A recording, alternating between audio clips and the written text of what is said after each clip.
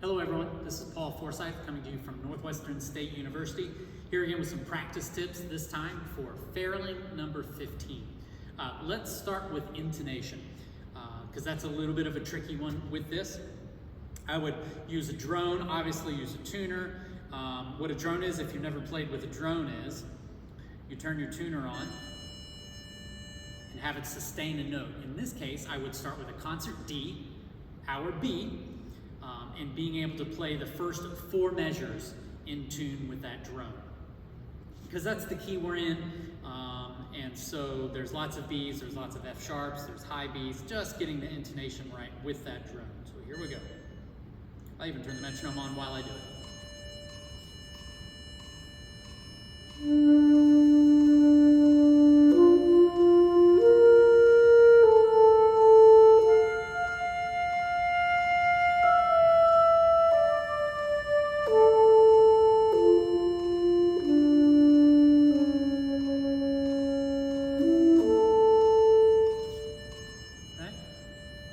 You can also just play a scale, play a B minor scale with that drone, work on the intonation. My intonation, it was pretty good. I had a little trouble in the beginning of the 3rd measure on that high B. It wasn't locked immediately. It was a little bit sharp, which is the tendency.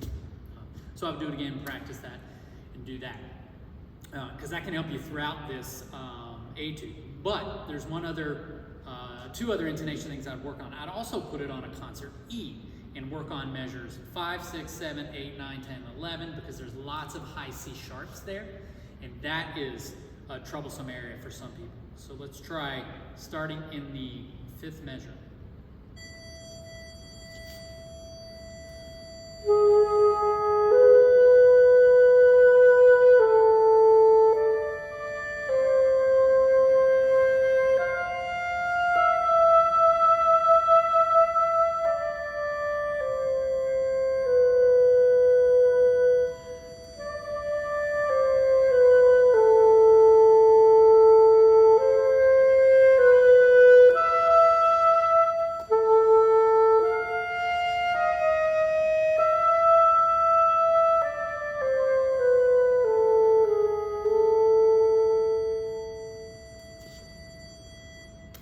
Great practice tool to work on intonation.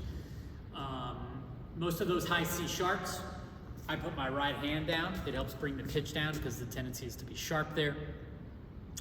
Another thing I do on middle Ds, when I'm playing soft, I put my low B key down with it.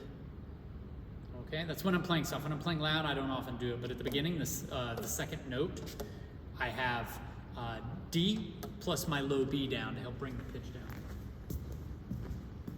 Okay, 2nd practice tip for you would be dynamics, where I hear, there's 2 things with dynamics you can work on here. Having a plan on the first 2 lines. There's lots of crescendos and decrescendos, but the only dynamic marking there is soft. What I do is I have each crescendo just get a little bit louder. So in the 3rd measure, I'm up to mezzo piano. At the end of the 1st line, I'm up to mezzo forte. And then on the 2nd line, 4th measure on the high C sharp, I'm up to a forte. So each phrase is getting just a little bit louder. I don't need to play that for you. You can go listen to it on the recording that I have.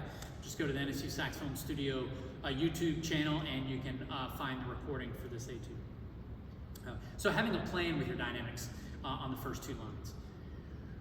The other dynamic issue that I hear people run into is where you actually do play forte, where it's written on the 3rd line. And they'll play the high B and the high D at forte, but that forte lasts all the way to the F sharp.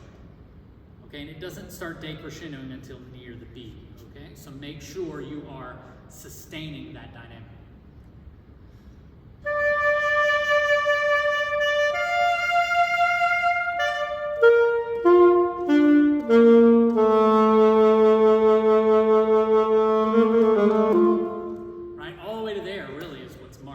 So sustaining the dynamic is a common problem I hear when I hear people perform this etude. Sustaining the loud dynamics, that is. Okay, last practice tip I have for you, and this is probably the most common question I get with this etude, is how do we play a low B that soft? It's hard enough to play low Bs, let alone at 2 Ps. Well, first of all, I'll give you a little hint. I'm not playing it at 2 Ps. You can hear it on the recording. It's closer to a piano. So don't worry about making it 2 Ps. I think piano will be sufficient. It also will help you if you do a nice crescendo beforehand, like it's marked, So starting on the F sharp, you're playing more like mezzo piano or mezzo forte, then you can day crescendo. It's all about contrast in music anyway. So long as that B sounds softer than the notes that came before it, that is the key. Here's the other things to think about. The reason it's hard to play low B soft is because we're putting too much pressure with our lower lip and we're biting. Okay? So to help you with biting, you need to do a couple of things. You need to push your lower lip down. Think about that. And bringing your corners this way. Kind of like when you whistle. My corners go this way. Or like if you suck your thumb, your corners of your mouth come in. Okay, so you want to think about that on the mouthpiece. Okay, and then you try and practice it. So starting on the F sharp, just some simple exercises.